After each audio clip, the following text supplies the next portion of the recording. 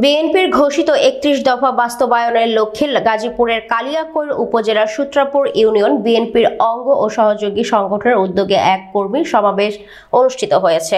শনিবার ৮ ফেব্রুয়ারি বিকেলে উপজেলার সূত্রাপুর বিজয় সরণি উচ্চ বিদ্যালয়ের মাঠে এই কর্মী সমাবেশ অনুষ্ঠিত হয়।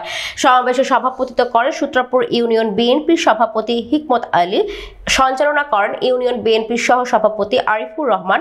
কর্মী সমাবেশ প্রধান অতিথি হিসেবে উপস্থিত ছিলেন উপজেলা বিএনপির সভাপতি ভিপি মোহাম্মদ হেলাল উদ্দিন। বিশেষ অতিথি হিসেবে ছিলেন কেন্দ্রীয় বিএনপির কৃষক দলের সহ সভাপতি আনম খলিলুর রহমান ইব্রাহিম, উপজেলা বিএনপির সিনিয়র যুগ্ম সম্পাদক শহীদুল ইসলাম ও উপজেলা বিএনপির সাংগঠনিক সম্পাদক আবেদুর রহমান খোকন। সমাবেশে সূত্রাপুর ইউনিয়ন বিএনপি ও অঙ্গ সহযোগী সংগঠনের নেতা কর্মীরা অংশগ্রহণ করেন। সহযোগিতা না করত তাহলে হয়তো আমরা তাহলে এই সরকার হয়তো বা ক্ষমতায় ফিরে যেত।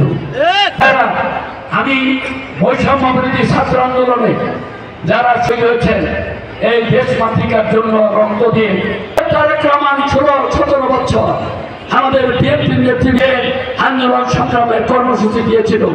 তা কিন্তু চেয়ারম্যান জনাব তারেক রহমানের জন্য এটা কোনো স্বার্থের বিষয় না।